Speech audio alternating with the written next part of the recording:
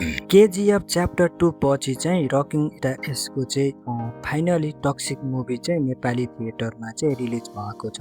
के यो मुभीले चाहिँ तपाईँहरूको चाहिँ पैसा असुल गर्छ त? आउनुहोस् आजको भिडियोमा चाहिँ कुरा गरौँ है त। यो मुभीको चाहिँ बजेट मात्रै 800 करोडदेखि 1000 करोडसम्म रहेको छ। केबिएन प्रोडक्सनमा खासमा एसके हो यो केबिएन प्रोडक्सन। यो मुभीमा पैसा यसले नै लगाएका छन्। यति धेरै पैसा लगाएको मुभी कस्तो छ त? सबैभन्दा पहिला चाहिँ स्टोरीको कुरा गरौँ।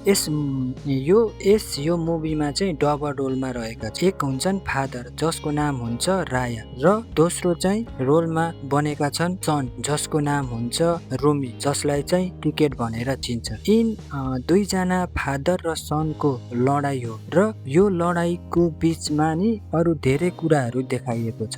जस्तो कि पहिला देखाइएको छ लास्ट र त्यसपछि जेलेसी, अनि आउँछ ग्रिड र पावरको ग्रिड र यो पछि धेरै कन्प्रेसी। यही हो टोटल ओभरअल स्टोरी। कुनै स्पोइलर बिना भन्दा यो मुभी देख्दा मजा आउँछ र यो मुभी हेर्दा मलाई चाहिँ गुड फिल भयो। फिल्म पुरै मसलाले भरिएको छ र गीतु मोहन दासको डिरेक्सन एकदम आई क्याचिङ छ।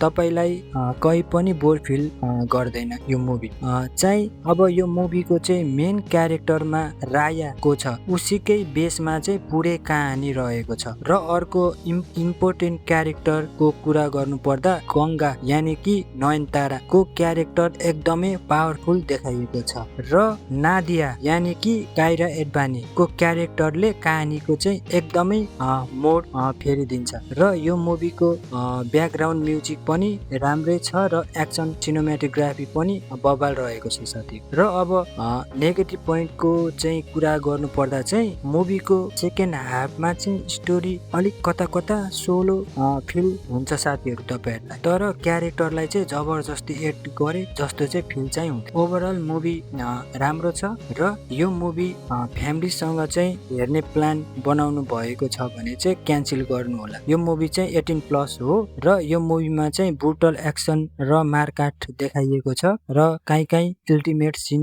र गाली गलोच पनि सुनिन्छ र जसले गर्दा चाहिँ फ्यामिलीसँग एक्सेस गर्न सकिँदैन। ओभरअल यो मुभी हेर्ने प्लान बनाउनु भएको छ भने चाहिँ नेपाली सिनेमा घरमा लागिसकेको छ साथीहरू। मैले पनि फर्स्ट सो गरेर हेरेर आइसकेको यो मुभी मलाई चाहिँ एकदम राम्रो लाग्यो। तपाईँहरू पनि गएर हेर्न सक्नुहुन्छ है त साथीहरू। मेरो च्यानललाई चाहिँ यो रिभ्यू मन परेको चाहिँ एक सब्सक्राइब गर्नु है त।